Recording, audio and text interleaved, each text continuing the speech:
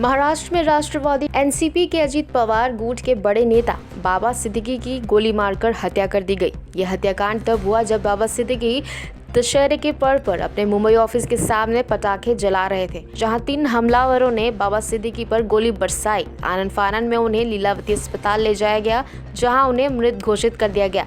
बाबा सिद्दीकी की हत्या के मामले में महाराष्ट्र के उप मुख्यमंत्री अजीत पवार का बयान सामने आया है। पवार ने कहा कि सिद्दीकी की हत्या की जांच बहुत बारीकी से की जा रही है। 2 लोगों को अरेस्ट किया गया है और आपको बता दें, उन्होंने कई सालों से राजनीति में काम किया था और उन्हें कॉपरेटर के रूप में भी काम किया है और उनके बॉलीवुड से गहरे संबंध थे।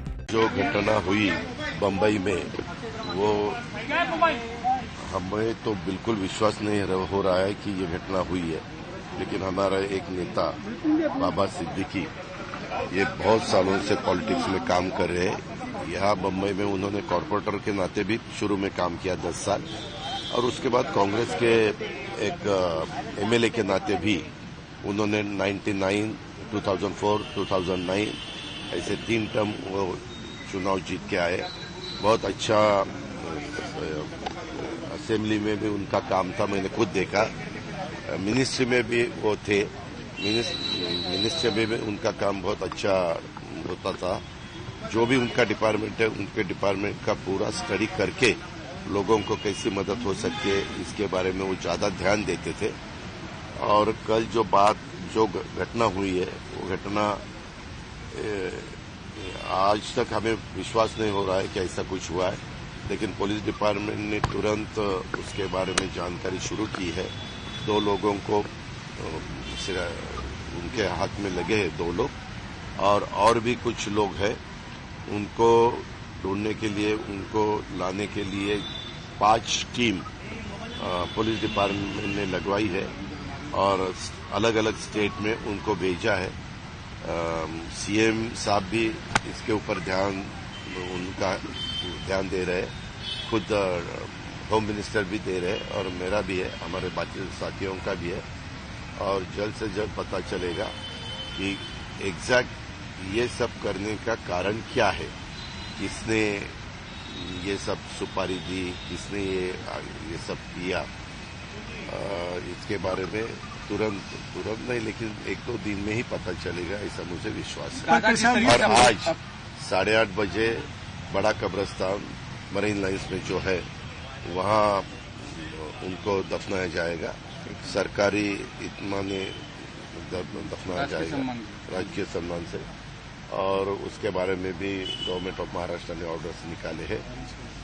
और अभी थोड़ी देर के बाद पोस्टमार्टम होने के बाद उनको उनके घर में लेके जाने वाले हैं, और वहाँ कुछ टाइम रखने के बाद उनकी जो कॉन्स्टिट्यूंसी है, वहाँ लोगों को दर्शन के लिए रखने वाले हैं।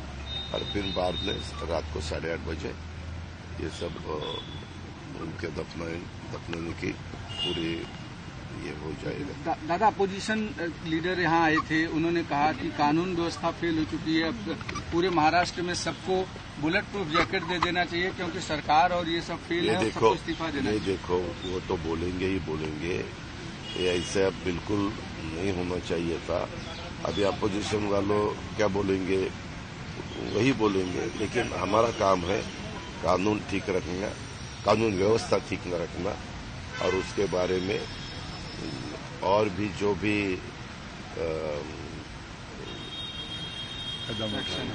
ये हमारे chief minister, deputy chief minister कल रात को खुद आए थे, उनसे पता चला, क्योंकि कल मैं पूना में था, मैं सुबह यहाँ पहुंचा, लेकिन मेरी रात को देर से देवेंद्र जी के साथ भी बात हुई, चीफ मिनिस्टर साहब के साथ भी बात हुई। उन्होंने बताया कि इसके पीछे कौन है, किसका हाथ है, ये हम ढूंढ के ही निकालेंगे।